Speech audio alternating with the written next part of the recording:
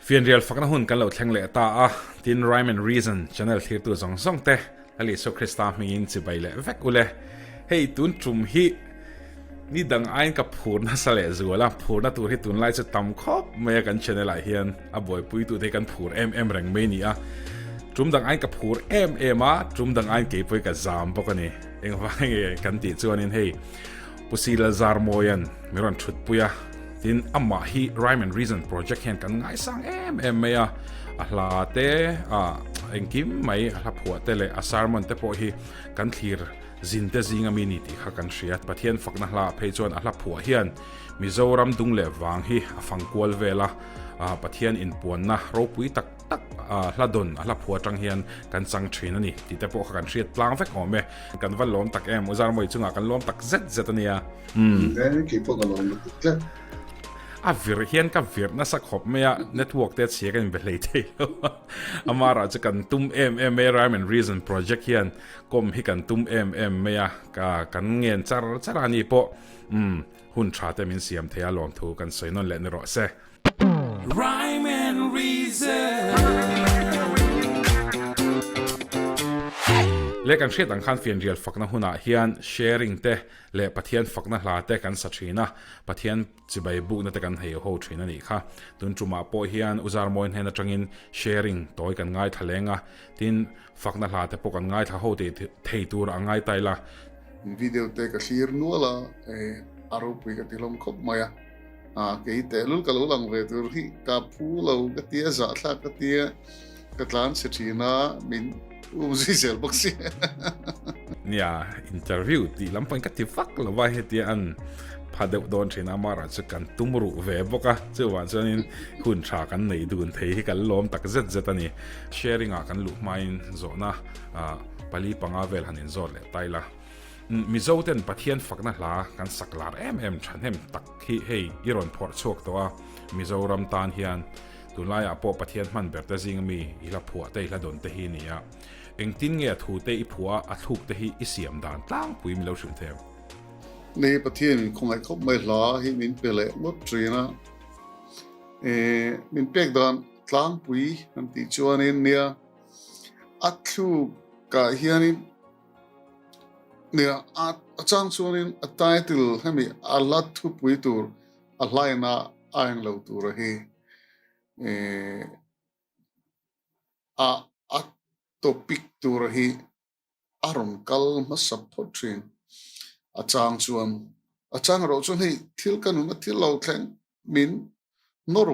vut tu thil a thalam poloni ta se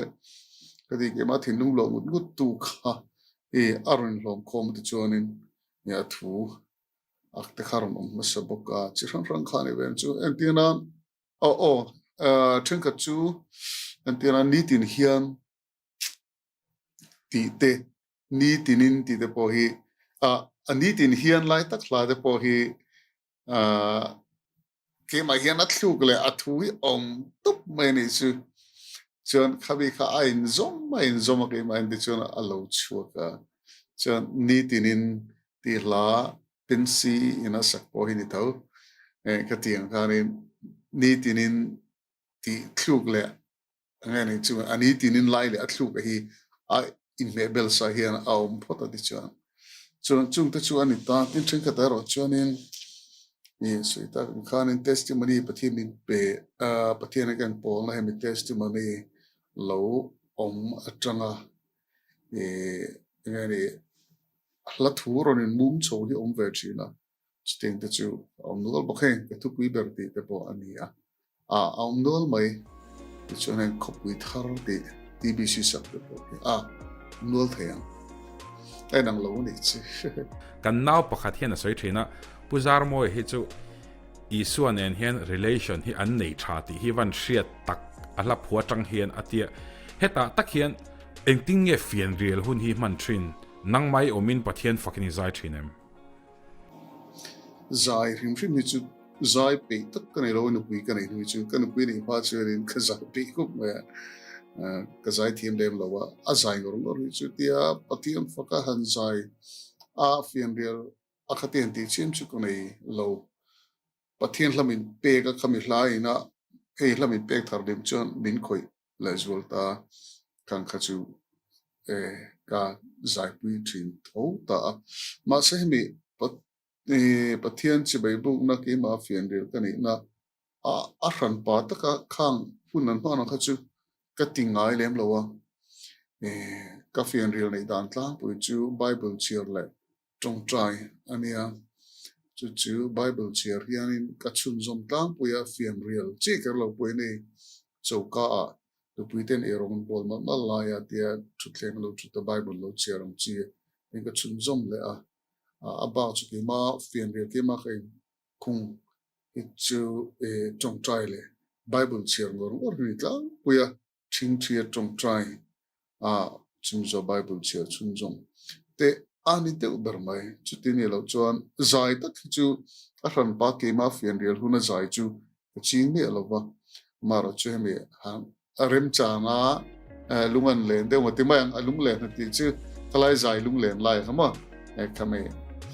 han zaya non ti ta zai chang chu be to ma se pa ka ni du chi ka zai ta lo re me har ve de to ni tro le la ma chuanin pa han hi do he chan ya studio mu mal nei lo fe chanin hei tun nai po kan Fianrial Fakna hla then khata hen kan no te au hit te le ra thina then ka thian an hriang em oi ka te thina room te lo phui to lo studio te kan lo nei zo che si lo home recording han ti fe chan nia thil hi danglam ve to ani le engtia zingin nge Fianrial hi i man deuh tlang pui thin Fianrial tak pa nga chu ni ka to voi khat ti ka mang ram ani peramaya ma sen te po hi ti thei chelo ong be thin anga sum don na te kan ang lova chan chu zi na tang te kan tia tin zana te kan lo ming le tho boxia rem chan lo hi ong fo thin amaro chu tong trai te le Bible chero chu kumin pe hi chu i kain du khop lo na hi na sa to wangin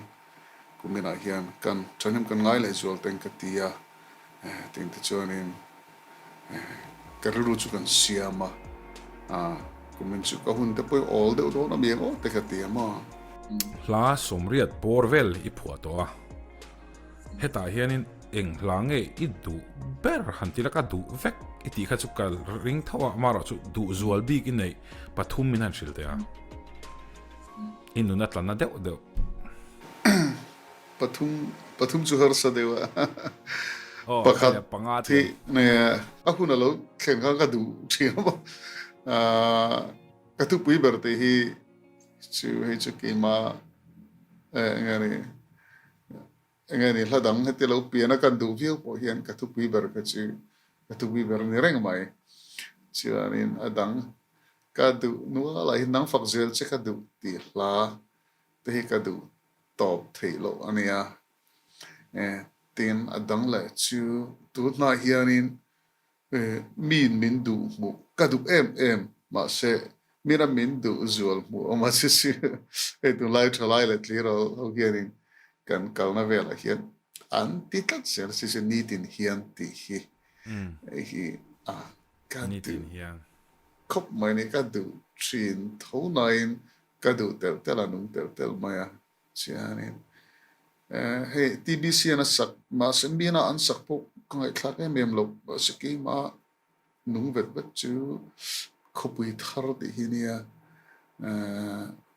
helai chu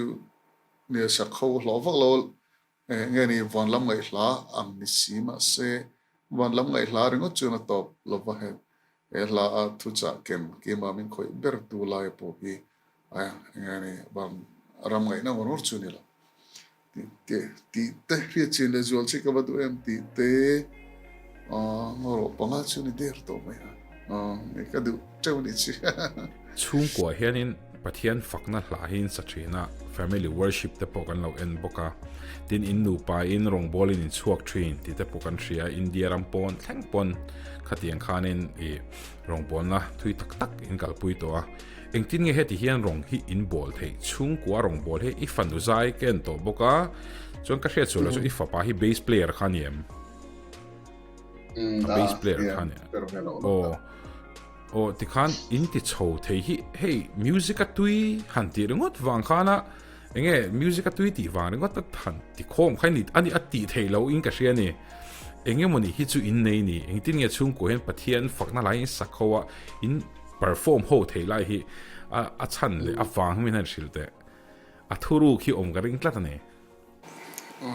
Pathian khoi na ni ania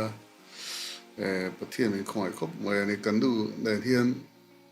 rong bowling kan chuak to zau zawa tun mai a po hian nei a troi om tu zo ka changa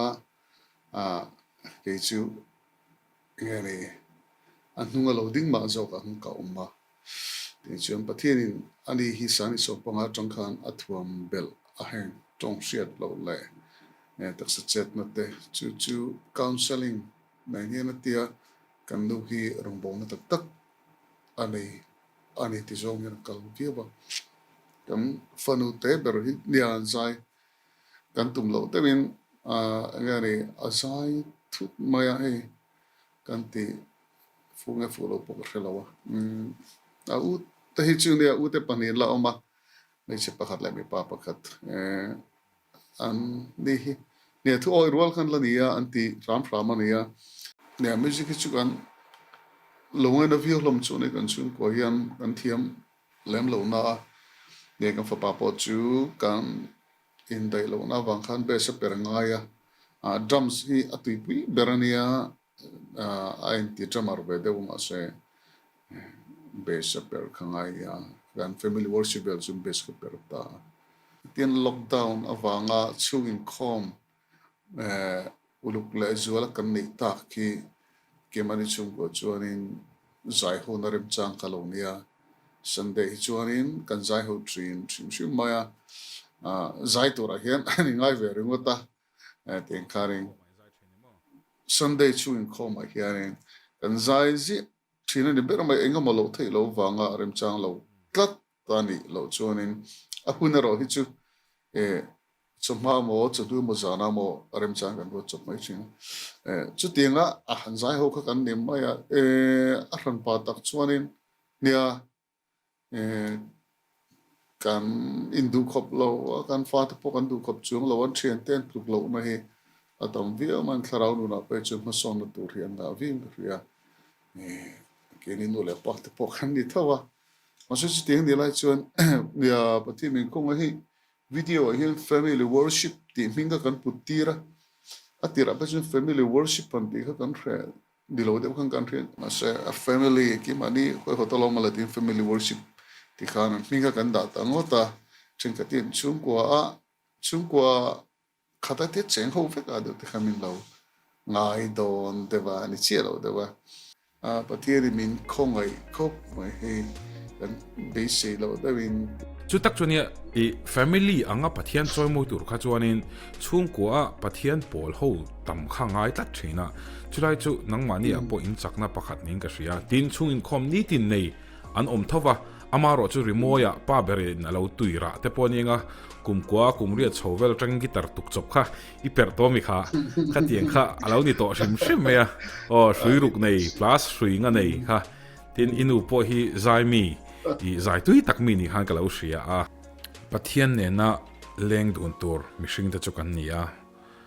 relation tha in zom na tha nei tur hian enge poimo pathian ne na leng dun tur hian enge poimo iti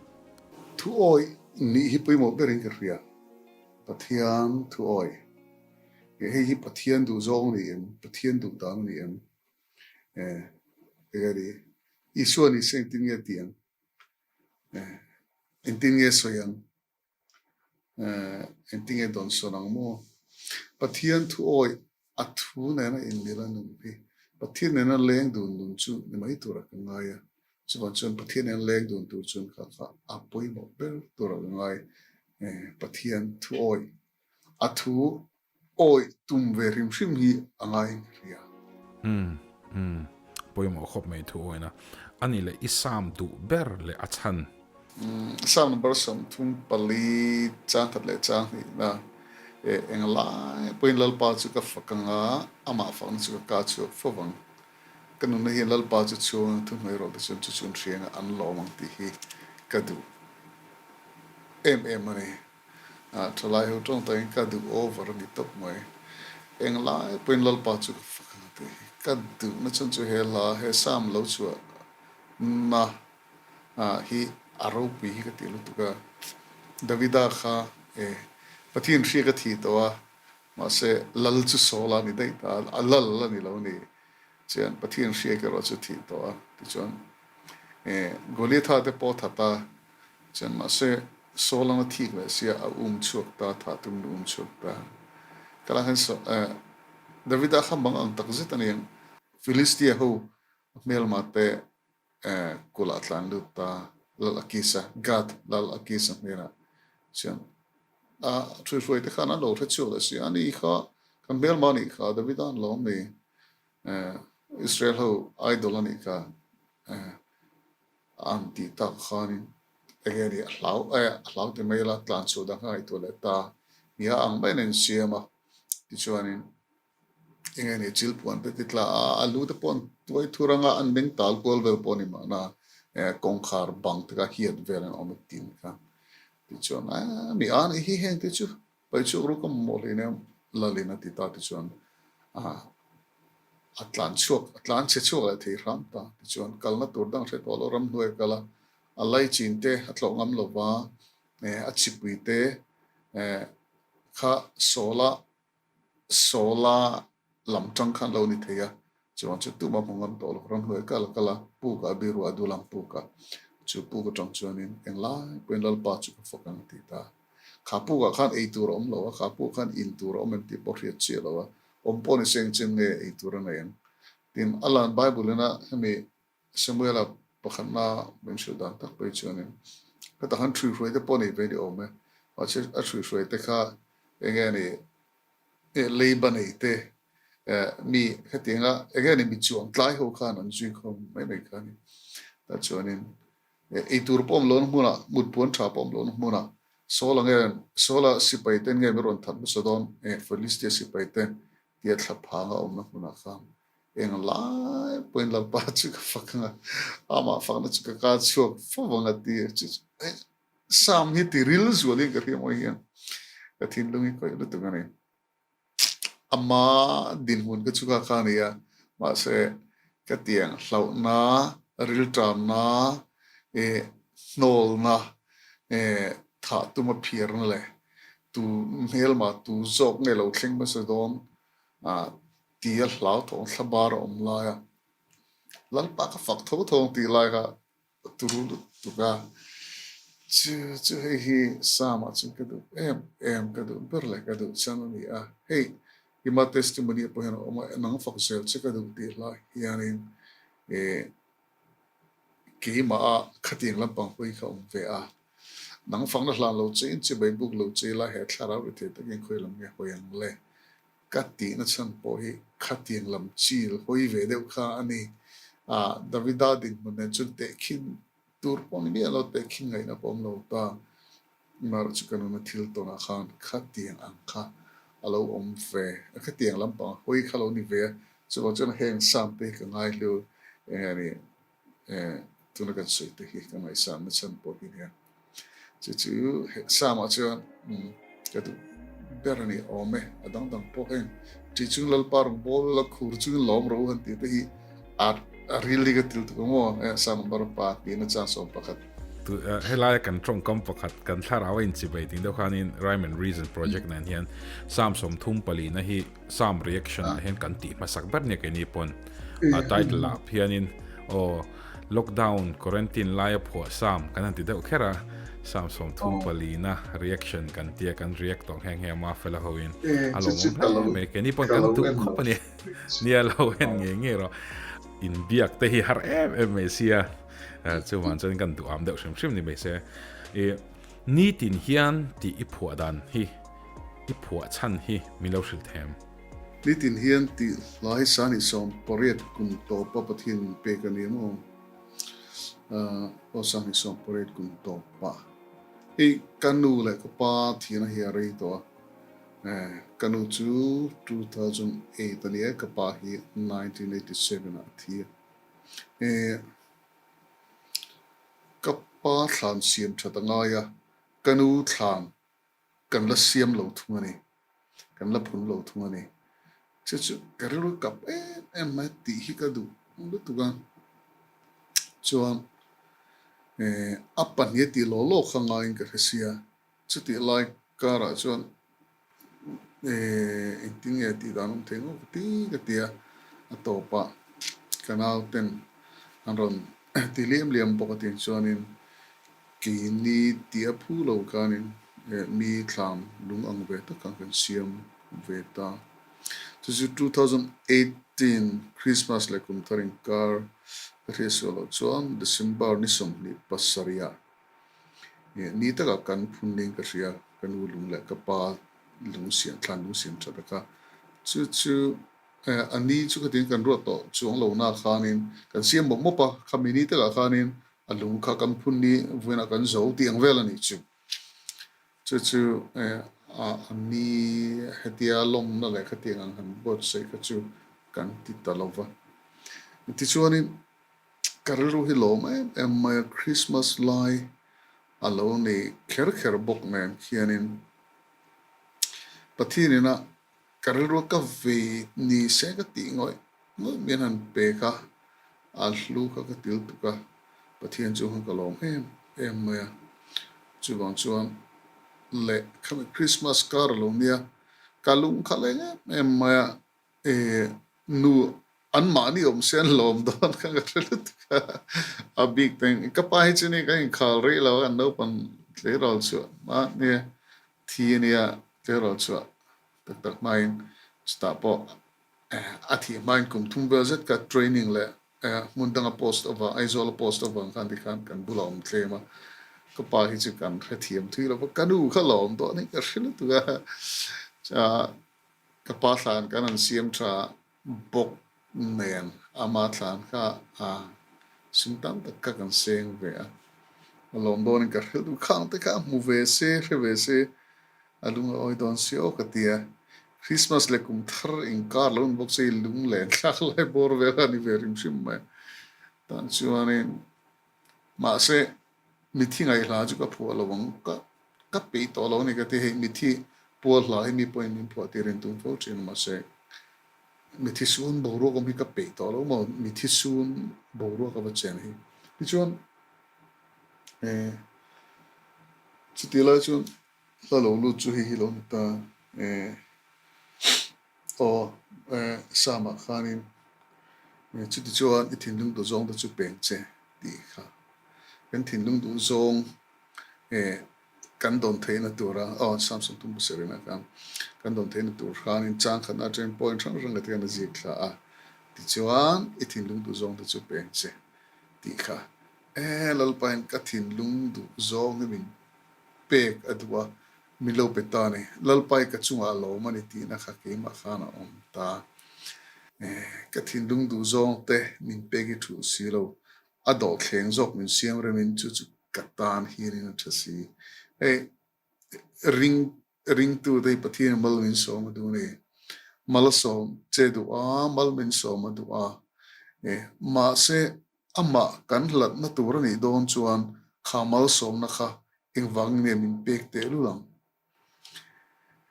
ama kan na hi pathian chuan adu berania athu kan oya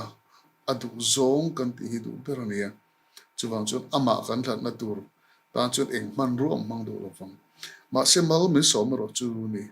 Abraham atang khan chu tela ako chu khan mal som na tiamani khang mal som na zong a pe ka tiama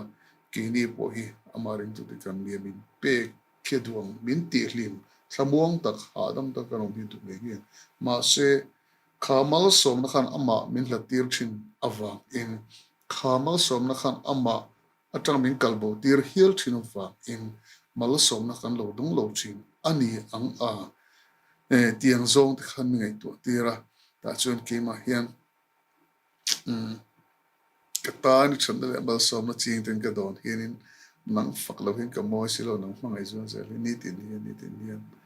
engene thin lung na hliam ko min kal san lo thin lung na rum pon mai tu thin lung na ta kanum chang te thin lung hliam vung bu kanum chang te oma chunga po chuanin pathian hianin amma kan engeni amma lama hi milo hip tlatani min hip lo se chu mo he bo the na tu pen the na tu ri tam lu tu ma se min khongai min lo hip ka da chuan min kal san lo vane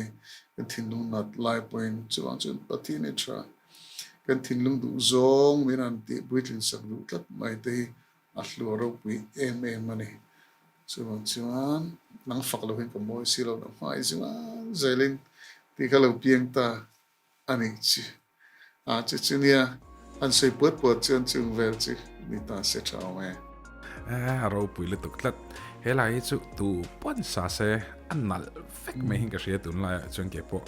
I ka ngai thlak zin per ka ngai thlak na sat per ani helai hi ro pui khop mai Fianrial Fakna puala I thlir tu te I share du music ko vel hin music chi rang genre rang ro pui le tu tak mai te tam ma technical deu han te po ngi ni turu lu duk tak mo music kling tak hitam ma ne ma ro chu music zong a music ro pui ber chu a siam tu kha music siam tu Pathian Fakna hi chu ai music ro pui chu a om thei lo a chan chu engkim bul chan na ani wangin kha engkim bul chan na ina alo chan le alo tin le alo siam chu to music kina khami abul chan tu tak avat choi moi let na music akha music combo lo chu ni aba zo chu music combo ka dia music ro pui bernia Pathian engkim siam tu music po siam tu Fakna choi mo na kan hlan hian akal na tur dik takang kal tir ti na ni ya chu nang po hian in tu na hian kha zai rong bol na I thei chi to lo ta ma se kha rong bol na sira khan ti hian I chun jom zel hi ro pui khop ma kha ngani music in aron rin chu vek tho khani ria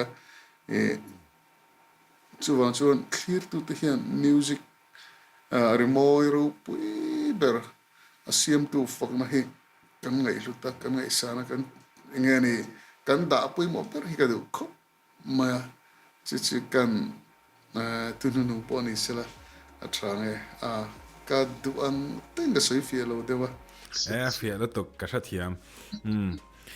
remote in reng zinga mishing chandam tu hming hi thomoi berani fo ting de la khan Pathian chi bei book na nei ho don ta lai thain ka ria pu C.Lalzarmawia la phua ma se mina an hria tam fak lo ning kala ria nang chau lalpa ti hla hi awmani hei ka du me a phua hun le a phua dan toy te chu min shil le thura kan ngai shama nang chau ka du ber ti wa nang chau ka du ber che tin mo ka da ring na you nang chau lal pa ti point ring mai 2005 ani ngem po 2005 and 2006 ani ring monge e lai chu ngari chtia ke ma thil thar ron nor lawm ron pa kha om lawa ala thuina ken ang hianin ngani Pathian mangai na hi aro puile tuka ngani Pathian engki ti thei ni sia cross a thian be thei lawa hi amak chuwang chuan ngani du ber turan omani chuan Pathian hi du ber tur chu ni mangai ber tur le ngai san ber tur le choilar ber tur omani chuan lali su hi ni du than na siam na la thatak ning ka ria tu na mi hi engponi se thlir tu ten Fakna la kan sak lai te hian tong tran na mi long a thak sak ula Pathian choi moi nan Pathian choi moi ho nan kan hmang hole do ni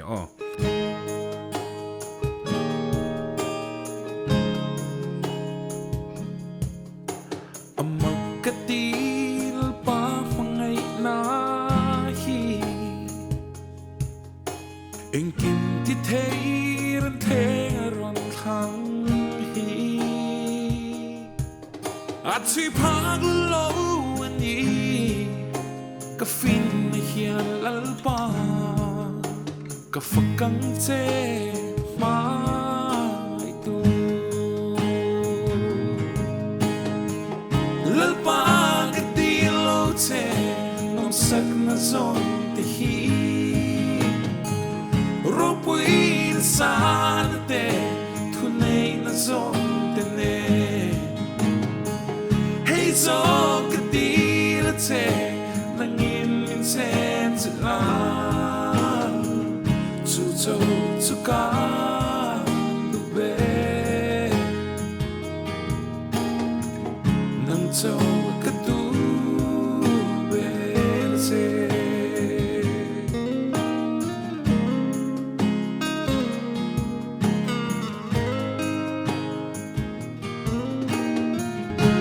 pa ka ti lo se nong sak na zon theih ro pui sa na te thu nei na zon te ne hey zo ka ti na te nang in te te la zu zo zu ka du be nang zo ka du